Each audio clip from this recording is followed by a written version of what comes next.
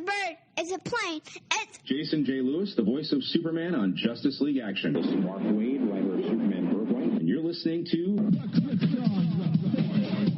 the All Things Kryptonian podcast, including Superman and Supergirl. We discuss games, movies, cartoons, TV shows, and comics. Find us on Facebook, Instagram, YouTube, and Twitter. This is Dan Jurgens, and if you want to have a good time, keep listening to the Krypton Report. If you want to help out this show and any other show on Southgate Media Group, and you really don't have the extra money to do so, check this out. Go to southgatemediagroup.com. At the top, there's a link to Amazon. Click that, log into your Amazon, shop and buy like normal, and part of the money that you spend comes back to us to help us with our podcast. Hello, everybody. I just want to let you know that Southgate Media Group has its own Patreon. That's right. For $5 a month, you can get exclusive shows, content, and interviews with the different podcasters of the network. This Week in Geek is a Patreon exclusive only series. So check it out. Go www.patreon.com/Southgate Media Group. We are always adding new content. If you're like me and you love listening to different podcasts about Superman, I have a few that I want you to check out. Some of my favorites are The Last Sons of Krypton. Connor and Ray are always reviewing different books, and it's really nice and refreshing to kind of dig back into older stuff. The Aspiring Kryptonian, Tasman and her team are always finding interesting people to interview. Digging for Kryptonite has become one of my favorite ones to listen to, as Anthony digs into different eras of the character.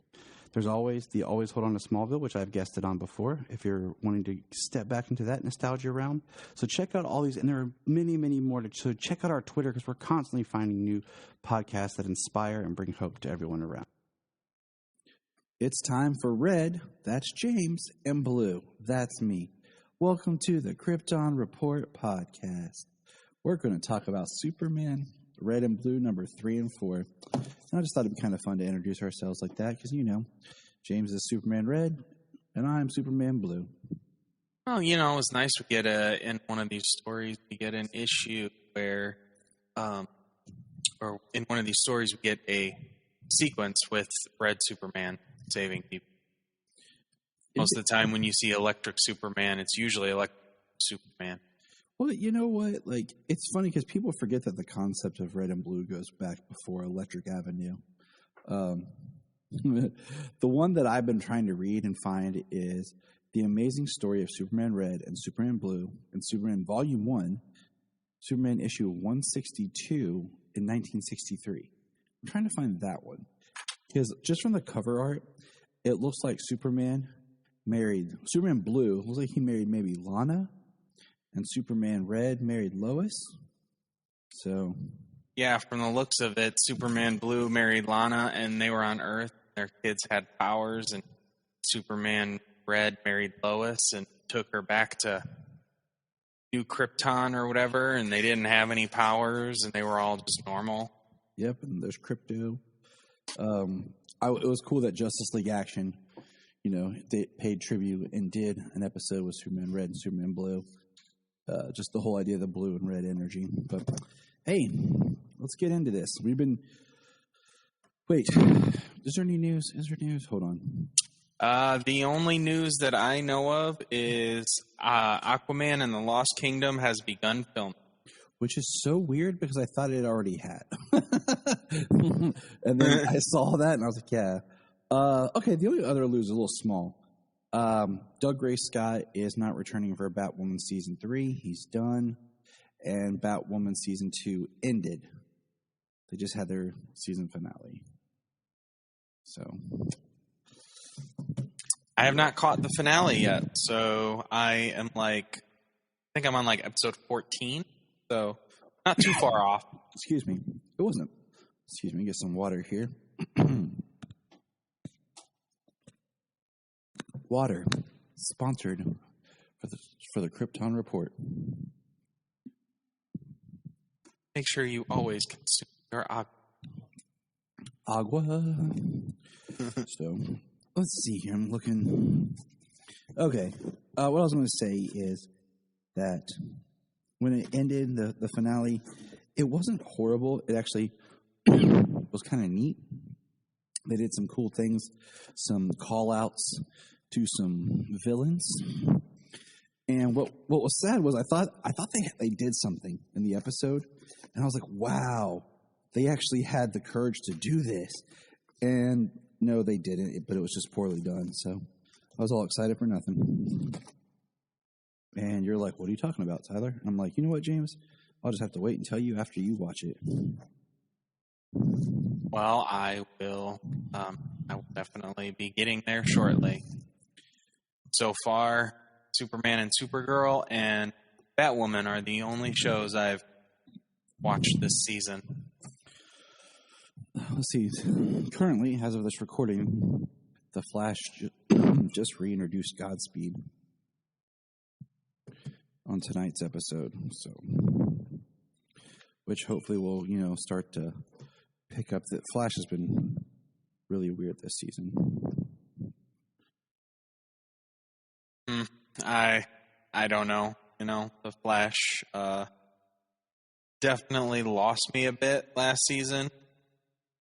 I do want to watch it because I haven't watching The Flash since it's come on. But this season besides just being so busy that I can't watch anything I want currently.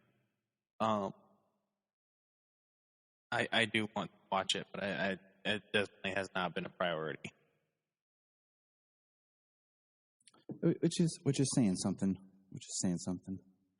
So, all right, James, hold on. I'm gonna write something down. I'm gonna go look for something real quick Janine needs in the basement. So, give me a quick second, and we'll pick up. Okay. Yep.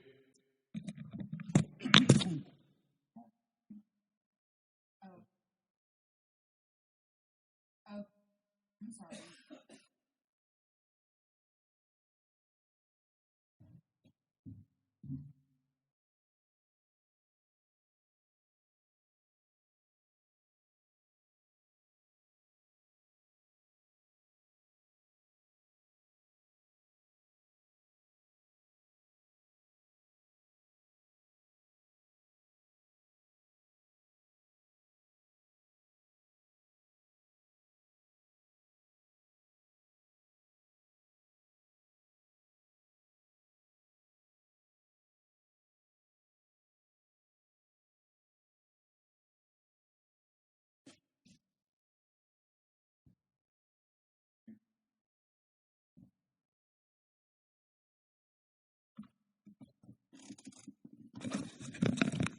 And I am back. This. You never realize how little self-control you actually have until chips and salsa are in front of you at the Mexican restaurant. Yeah, that's very true. All right, ready to jump back in? Yeah. Okay, here we go. All right, hold on, I coughed. So,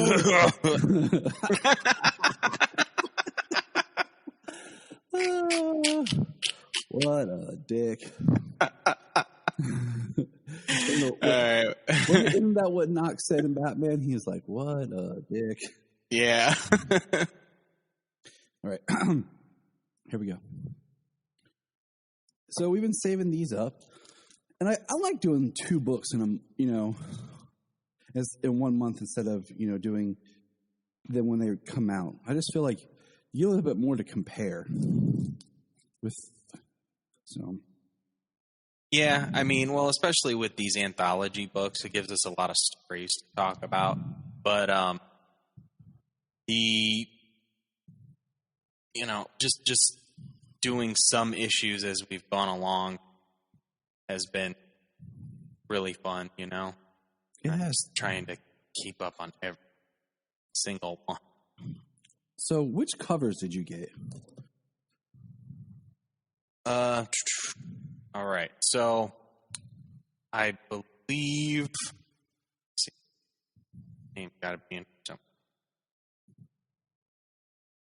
cover art by Paul Pope and Mike Spicer. Okay. Is what I got for issue number 3. And okay. So yes, I do have that issue number 3, that same one. And issue 4, the only one that he actually had was the John Romita Jr. John Romita Jr., Klaus Janson, and Alex Sinclair. So it's, I know we don't, I know that people know that we don't really care too much for Romita's art, but, this one just being a flash face-to-face profile shot, It works. so you don't get that tiny waist and the thin legs and all that stuff in the shot. It looks good. Yeah, I mean, just to be clear, people, before everyone's mad at me in the entire world, I don't hate Romita's art. I just prefer it on independent projects and originals compared to seeing it on classic characters. Oh yeah, I mean, obviously the guy is a great artist, but it just fits certain characters, his style, and not everybody's style is for everybody. So Yeah, I mean, that's always the most fun with comics is Brian and I had a large discussion about how I always hated, like, on not a variant, but like you buy a comic off the shelf and, it's a cover, and then you open the book and it's completely different art. I'm like, that always just bums me out because sometimes you're buying the book because of the art that you're seeing on the cover. So, but yeah, this number 4 that I got was the only variant he had in the shop, and I just thought it looked so different because it's like it uses blue and red, but a lot of white. And I'm trying to figure out who did mine. look on the back of the inside cover. Okay. Well, I see. Where? How do you know? See. The first thing on the inside cover should say cover art. It says cover by, then it says variant covers by Alexander Lozanzo, Walt Simonson, and Laura Martin. So, okay, that's how it is. I got Lozano. Oh, okay. Yeah. Lozano. He did the cover art of this one for 4. So it's cool. It is cool. So we'll just jump into number 3. I mean, they've had great alternate covers. Yeah, I know we got the Bermejo on issue 1. Which I would. No, we both did. Yeah. I wish he could do another, cover would be fine with me. He still has one of my best Superman art pictures of all time. It's his cover for Secret Origins. I really wish that was a, poster. Because that was another thing Brian and I talked about was how it seems like you never see anymore these awesome artists releasing their art like posters. I remember seeing the Bermejo Joker like walking out of Arkham as a poster, and that was it. But I'd love to have a Bermejo poster. Well, I'm pretty certain they just came out with the Bermejo artwork book, right? Yeah. I don't want to hang it on my wall. Like every picture. Be like, can I just take have the book this? apart meticulously, not damage a single piece. But I need 2 books. Wait, they print on both sides? Yes. Give me 3 books. Right. Absolutely. So, Superman Red and Blue, number 3. All right, here we go. The first story, Superman and Deadline, by Jess J. Holland. What do you think of this one, James? I like the artwork. I love the artwork. Yes, the artwork, very good. Kind of cool that they gave, and we get Bruce and Diana in the story, so it's kind of cool that they each have a skin tone and color to their outfits, as opposed to Superman and everyone and everything around is just red and blue, and it's yeah, it was an interesting look. but the way she talks about him being Superman and the way that Bruce talks about him being Clark, it's fantastic. Both completely true. Yeah, and how they both respect him for everything he does. Where's the one that says?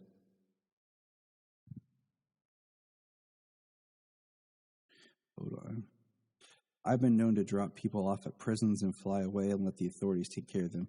Not Clark. He's polite. Yeah, and it's got him shaking hands with police officers and taking selfies with people. Yeah. So she says he's Superman. He belongs to everyone, so his time is not. And Bruce has the line about, Superman, but I know Clark. He starts talking about Clark in journalism school, and Clark doesn't miss a birthday, doctor's appointment, or a bar mitzvah, or a deadline. He's responsible that way. Must be those Midwestern farm values he grew up with. And he especially doesn't miss dinner with his friends. You see the whoosh. And then I like the next line where, you get the dark box meeting a tough deadline is when he feels human, because writing and composing an article in the manner that he does, because he publishes pieces that expose and help people. Mm-hmm. So, he has a real job, and it's a difficult. I like how Bruce and Diana, though, they make a bet.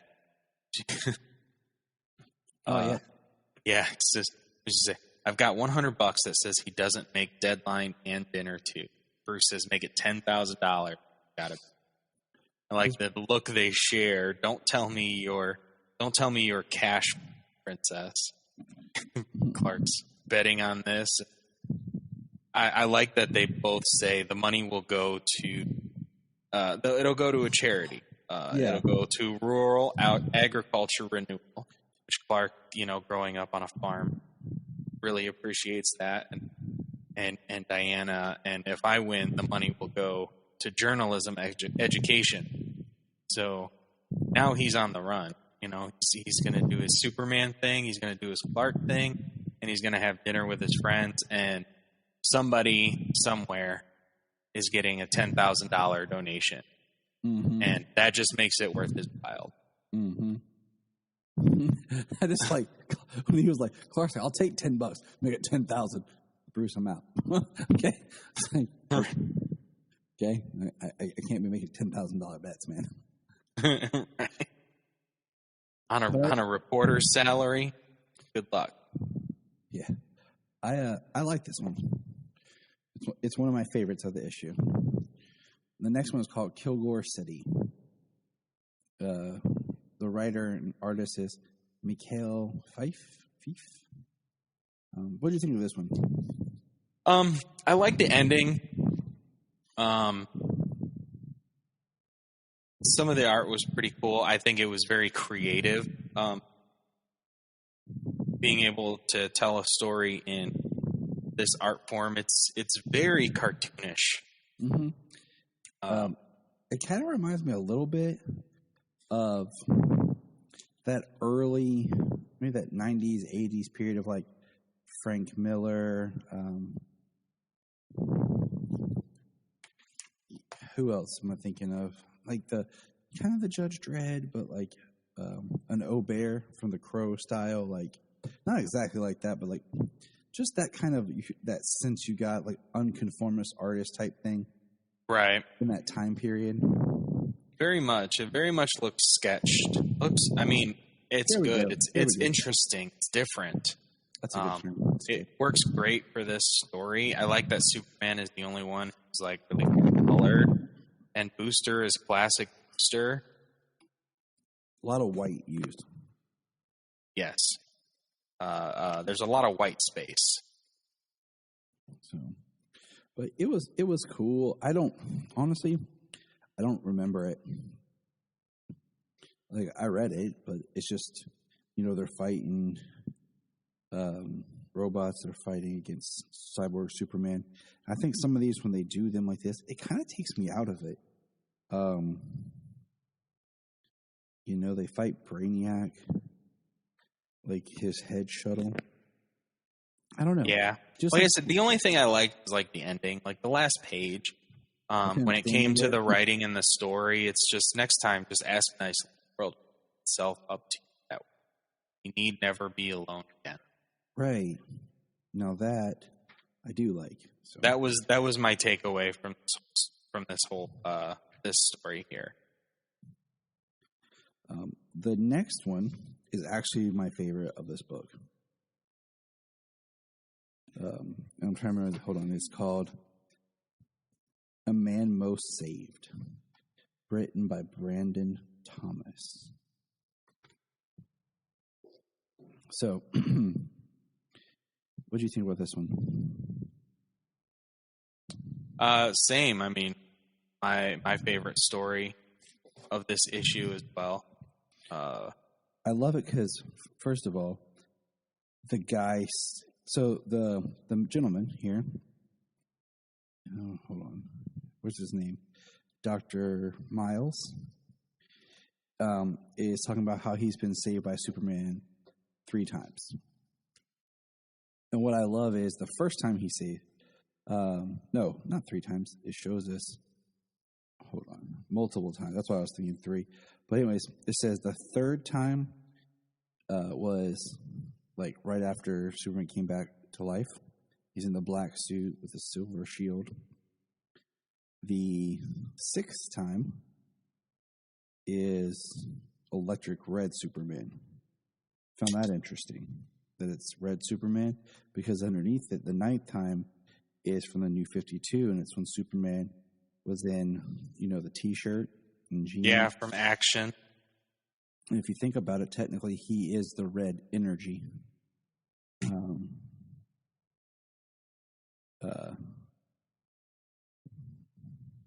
And then when it came back to the Reborn storyline.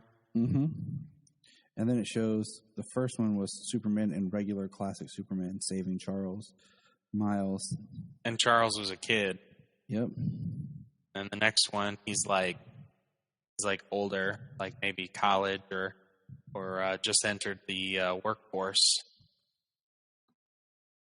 And then, of course, he looks like he's on his honeymoon, vacation, cruise ship.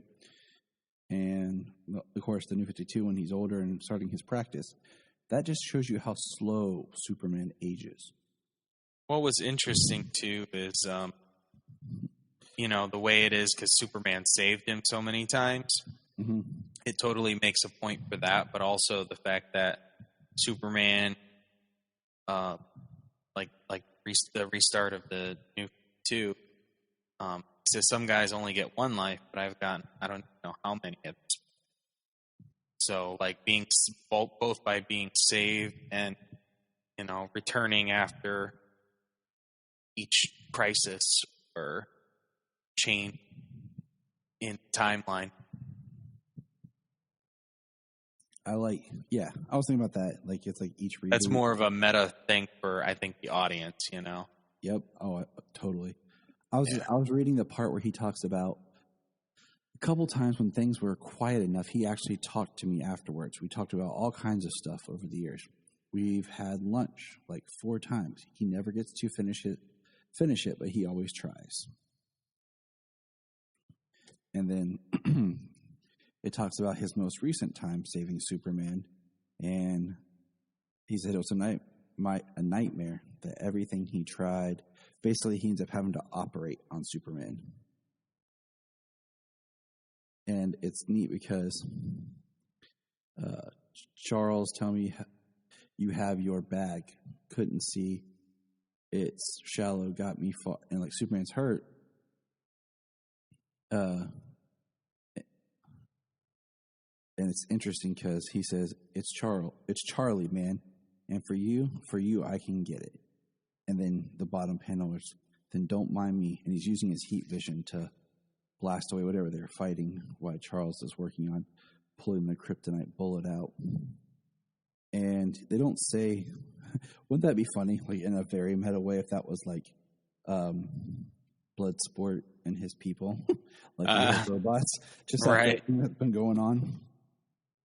Yeah, that would be hilarious. Yeah, but yeah, here we go.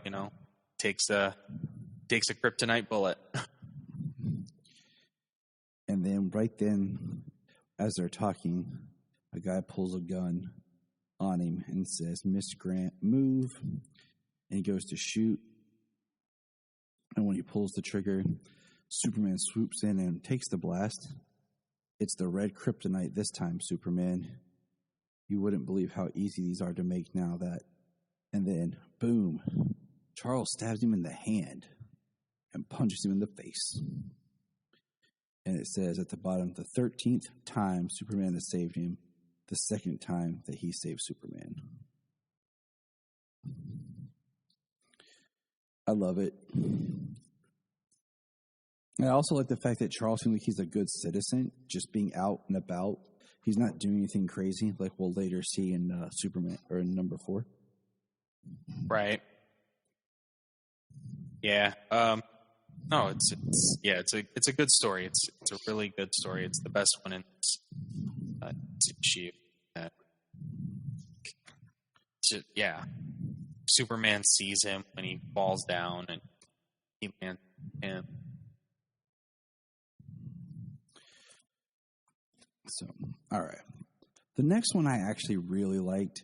I think the thing about this next one that got me was the art is really different. It's Christian Ward doing the art, and Nick Spencer's doing the writing. I mean, the art is good, but I think, I don't know, for me, it just kind of took me out of the story a little bit, just because, I don't know, it was just different. Maybe it's the coloring, but I do like this because the first time I was reading it, I kind of missed part of it. But basically, you see them putting him in the casket, the rocket, and he looks like he's holding like a stuffed bear, like it's Superman's own teddy bear. Right. And so then we turn the page. And basically, Superman is giving these orphans a tour of the fortress. Krypto's there, and they all have some like toys and stuff with them. There's a little girl who's carrying like a stuffed-looking Pinocchio with a rocket ship head. And what's neat is Superman gives all these kids like rings that gives them the ability to fly, and they're flying around. And Toyman's trying to get into Superman's forbidden vault. And it's just neat because it's like one day for these kids. And one girl knocks over stuff in the fortress and breaks it. But basically, Toyman turns on that weird stuffed creature thing.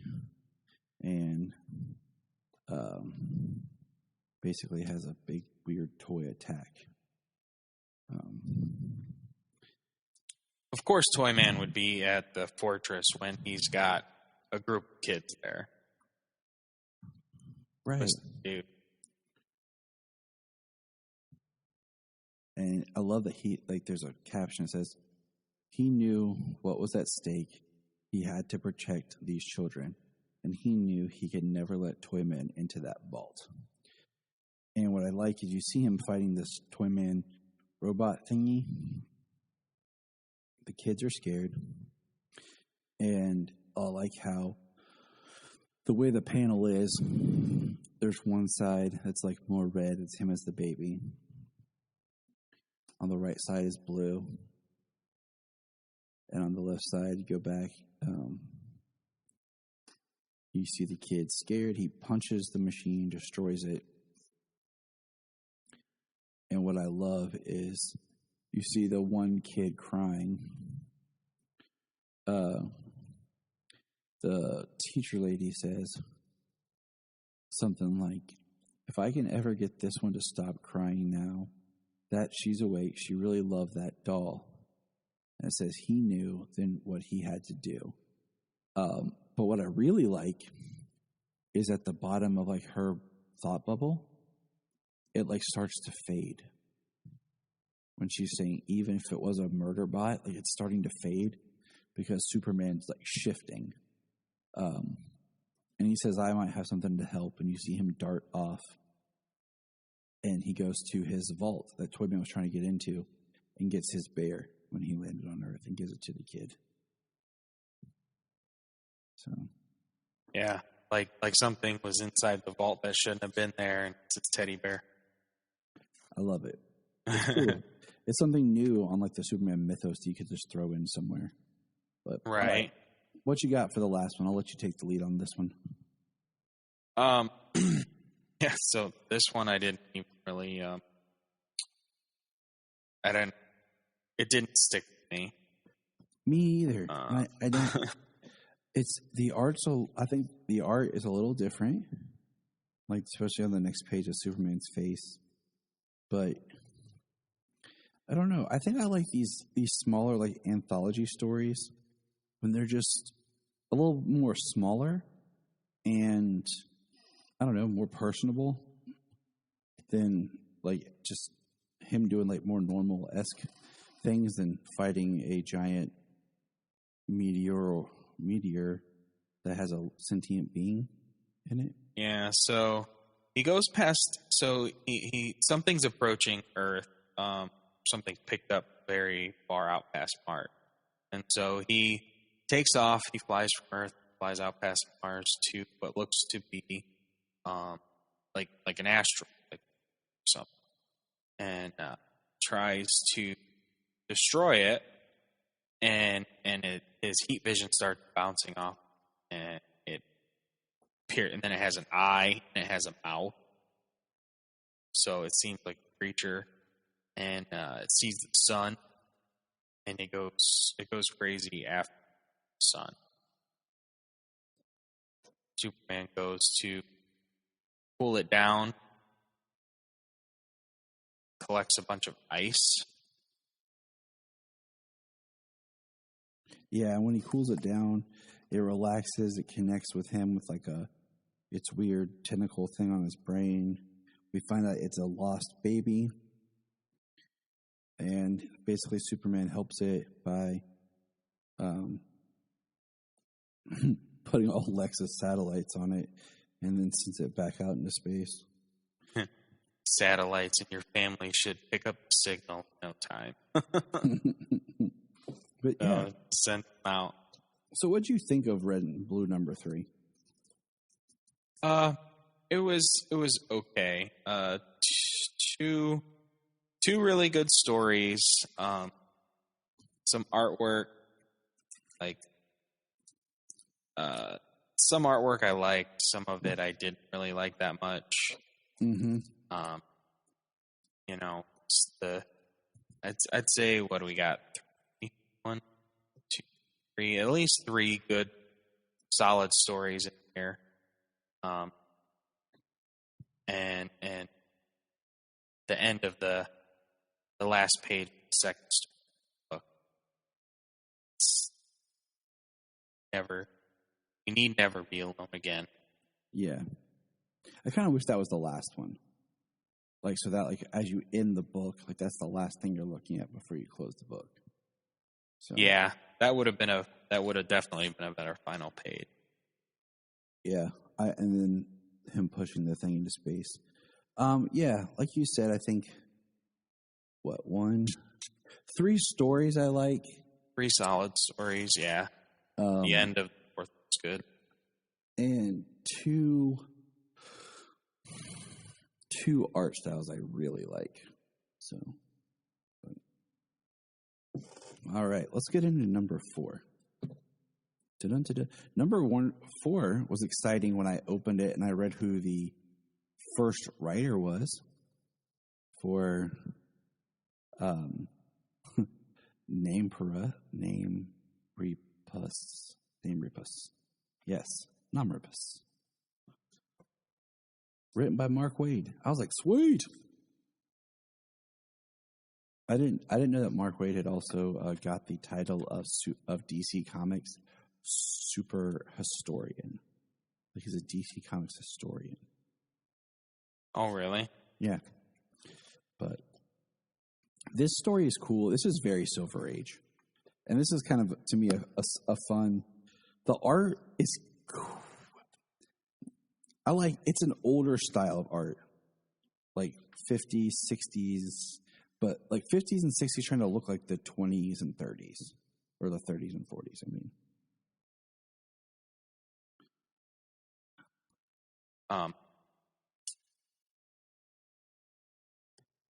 And the art style and issues. And we're in the fifth dimension, which is always fun. It's not as a writer, I think it could be fun, just because you can pretty much do anything, but it also might hurt your head too, much like writing Bizarro. And basically, Mixie goes to propose. And he says, will you do the honor of becoming Mrs. Mixie? That's all I'm saying. I can't pronounce this stuff, okay? Yeah, what did we call her? She's in Supergirl. What did they call her? What's her nickname? Gypsy? Is that what they call her? Where's my Supergirl note? Yeah, I think so. Why am I blanking on what they were calling her? Yeah. Either way, we got Mixie here, and we've got the same character that is currently the imp on Supergirl. It is, but I feel saw escaping the Phantom Zone there. But I feel like they gave her a different name. Hold on. Mixley? Was it? No. Yeah, they called her Nixley. Nixley, yeah. Nixley. This is who she is, though. I think that's one of yeah. I think there was a full name in the Action Comics, Grant Morrison. There was a name for her, and Nixley was like part of class. So he goes to propose to her, and he goes to hand her, it says peanut brittle. And she opens it, and it's actual peanut brittle inside, and she gets mad. And she says, I ain't settling for marriage to a mope. I deserve a partner who cares enough to prank me. And then Mixie opens it, and out jumps the, origami dragon. And then Superman appears, and basically, Mixie says, you? And Superman says, you bet. I'm here from the third dimension to bedevil you, and I'll never stop until you fool me into saying my name backwards. So basically, this is Superman playing reverse on Mxyzptlk. He's in his space, causing every prank, joke, thing that Mixie tries to do. He fixes it. I like how he roasts his food, his dinner. You just see Superman outside using his heat vision to roast it. He uses his freeze breath when Mixie's walking. He uses whipped cream. Build his house with cream. Yep. Throws a big pie at him. And then we see Mixie trying to give him dinner, and he says, not hungry. And he's looking in his soup, and it says, name Rupus. And then we see Mixie's an eye doctor, and he says, all right, patient, read this eye chart out loud, and we'll see if you need glasses. And Superman's like, why would I wear glasses? Why would I ever wear glasses? And it says Superman is a dope back. Not quite, but that's the gist of it. Yeah. And then we have Pro Namry Puss Lux. And then Superman's just, really? And then he's leaving the grocery store, and he's singing, I'm Superman. And Mixie's like, finally, now to play your name backwards in your own voice. Goodbye, Supermook. And he plays it. It says, Namrupus. And Superman's just yawning. And basically, Mixie snaps. And it's, what? He basically loses, why can't I defeat you? Why isn't this working? He says, I can't even make out the words anymore. Your voice is like a leaf blower, which is what Mixie said before. Why he can't ever say things normal. It's funny. It's we're gonna have to use this as a curse word now. Zixen, Yeah, like the Zixen leaf blower. I'm gonna use that. And then basically, and we find out Superman's backwards name is what? James, what is it? Tenek What? Karalik Clark Kent backwards. And we see Superman say it. He goes poof, and then, what do you call it? The girl reappears. Gypsy kisses Mixie, and basically, she's like, "You're not mad," and basically, it's like a reverse psychology type thing. That the real prank was Superman, and then that makes Mixie even more angry. That Superman basically was pulling a prank on him, and then took credit. So it was. I liked it. It was cool. It showed a different kind of side of Superman. Yeah, it was fun. He most of the time when Mixie comes, like most of the time he's an annoyance, as opposed to a danger, because things revert back. But I mean, he can be an extreme danger. So it's nice to see that Superman is goofing them. Yeah. So the next one is written, and the art is by Francis Manapul, which he has his own art style, and I like it. It's different, but it's really cool art.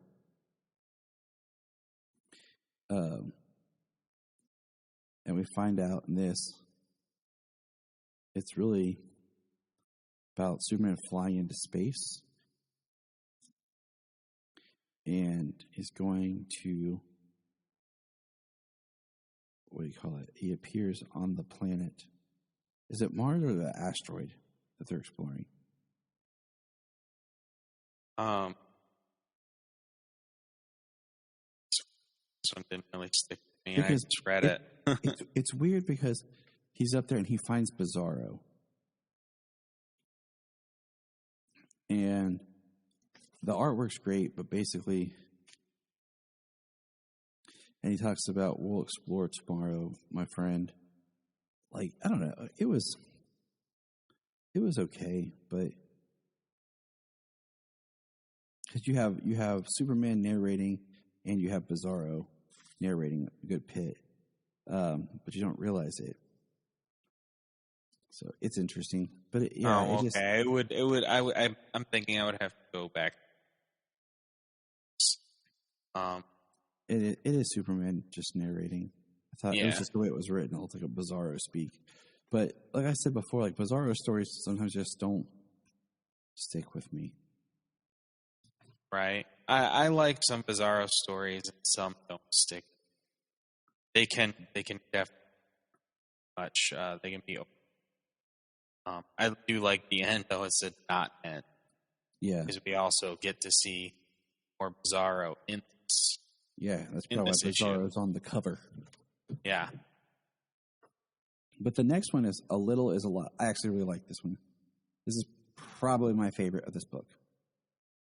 And I hate saying it with a book with Mark Waid. But that one's more about Mixie. And this one, to me, is a little bit stronger message of Superman. But basically, what I like is it starts with Superman running down the alley, doing the classic shirt rip, and it says at the bottom, "Don't believe what they want you to, son." You turn the page, and it says, "Years ago in Smallville, Kansas." And we see Jonathan and Clark loading up the truck, and about how the harvest wasn't that big. And what I like is Jonathan says, "Yeah, well, Leroy Gherkinskoth harvest was even worse. With his wife taking ill, he needs whatever we can spare. And then Clark's complaining, and Jonathan's like, a little is a lot when it's all you have to give. Besides, it just isn't us, the Campbells, the Windholes, the Keenans. They're all pitching in too. And you know why? And then Clark says, because deep down, folks want to be good to each other. And Jonathan's like, I'm glad you heard that. Yeah. And then when you turn the page, you see like an explosion. People are stuck in their cars. Superman's like holding up the rubble. And while he's holding it, what you're seeing is people running and getting each other for help. And they start building, basically lifting things up to help support. It looks like an overpass is what it looks like. Mm-hmm. And they help support it so Superman can come down. But they get everybody clear. And then at the bottom box, it says, see what I told you? And you turn back to Smallville, and you see Clark and Jonathan on the truck with a lot of people helping out and pitching in, bringing a little bit to help the people. And at the end, it says, be the example they need. This final picture of Pa Kent kind of looks like Kevin Costner. Yes, it does. and Clark looks like Darren Criss. Straight up. Yeah.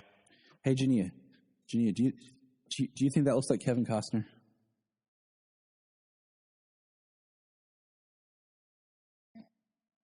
Really? You don't think Pa Kent looks like Kevin Costner? Right here. Okay, fine. Jania says it doesn't, but I don't know. Okay. Whatever, Jania. That's what James said, not me. It's art.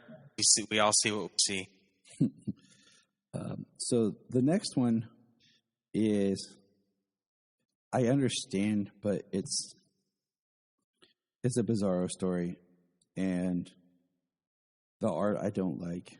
I'm sorry, I don't like the art, but it's kind of like Bizarro telling a story. Like one story is being told in pictures, and one's being told, and I just didn't like it. It didn't stay with me, because Bizarro to me is just.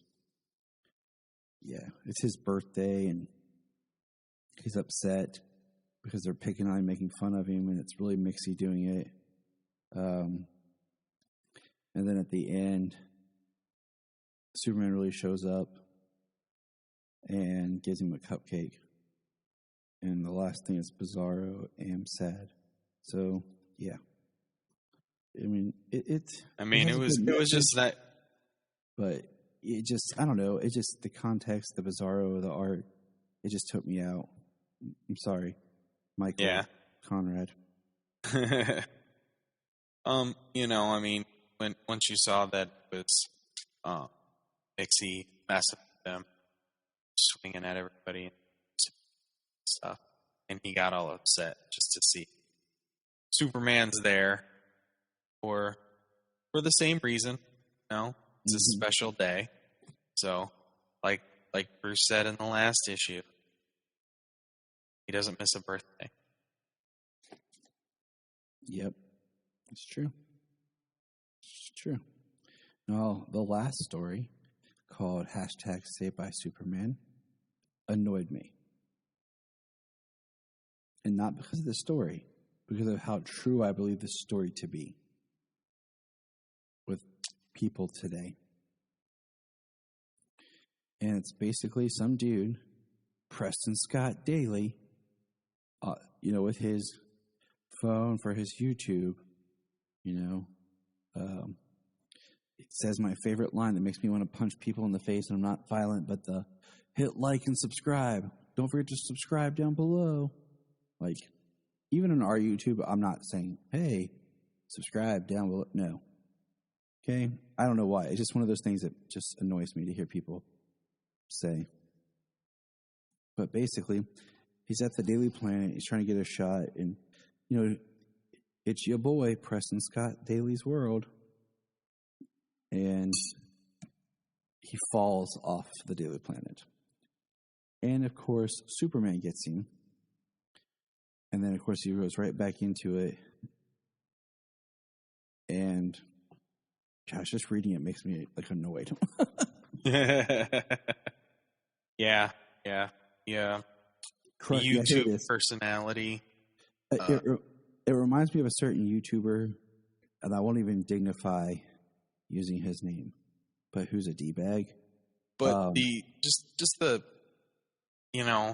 I've heard YouTubers and they're always just yelling and crap. So you almost hear the friggin' things he's saying in the page. You read them as like he's a moron yelling. Yeah, crush that like button if you want to see it again. And let's see if we can get a shout out from my man, your man, the Superman. And he says, let's edit that last part out. The Superman flew. He's gone. And then it says 1 week later, and Superman's fighting Solomon Grundy. And he's trying to get him to calm down. And then Solomon says, crush Superman. And he just hits him and says, hold that thought. And he takes off. And this is what happens with our idiotic culture. What's up, guys? Fly Guy Fry here, and we're going to see if Superman can catch me before. And Superman saves him.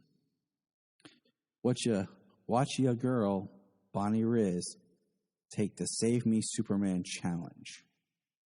Of course, Superman saves her. But while in the middle of stopping an asteroid, stopping robots, fighting Bizarro, fighting the Atomic Skull.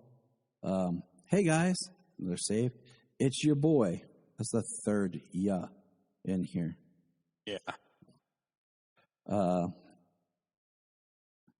Hashtag save me Superman challenge, and look how unhappy he looks with that. And then he fights Mixty. And yeah, did you see? And then, what's up, Preston Scott Nation? You'll love the first video so much. We're doing it again. And then Superman takes him up. And he's like, open your eyes, Prescott. Take a look. And he's yelling, please don't drop me. Here we go. You know Batman probably would. Or at least make you think he would. But that's not my style. I just want you to look. He's like, there are 11 million people down there. Every day I do my best to save each and every one that needs me to. From Brainiac, Lex, Darkseid, Doomsday. And all the rest doesn't matter who, what it is. That's what I'm saying, man. Superman, always come through. I just want everyone to see that. And he says, basically, believe me, Preston, they do. But it wouldn't matter one bit if they didn't. I don't do it for likes or views. Not all of us have superpowers, yo. That makes you special. What makes me special is people like to watch me. You want me to give that up? That's when Superman should have let go. And pulled a Batman. And saved him about 3 millimeters from the concrete. Just saying. But no, Superman's better than that. And he says, no, Prescott, that's not what I'm asking. I'm asking you to think about who you want to be. Do you want to keep being one of the people I've saved, or do you want to turn into the kind of a person I'll wind up having to save everyone else from? And he says, I'm not going to make you in this challenge nonsense. Again, not my style, but I am asking you to. Sincerely hope you. I'll think about it. Then a little girl comes up and asks if she can take a selfie. And she's asking very polite, and she says, if you have the time and all. And he says, there's a plane with an engine trouble 20,000 feet above us. Luthor just got his little cannon working again, and I'm pretty sure I just heard a boom tube. So let me make it quick. Wow. Yeah, I mean the rest of that thing annoyed me because, especially challenge idea, let's see if Superman can save me, basically signing death if it's off-world or something. Right. Like, how many suicides was there just from this? Like, It's like, hey, yo, I heard there's something called Doomsday, but let's see if Superman can save me. right? He's not saving me. It's your boy, Prescott. Splat.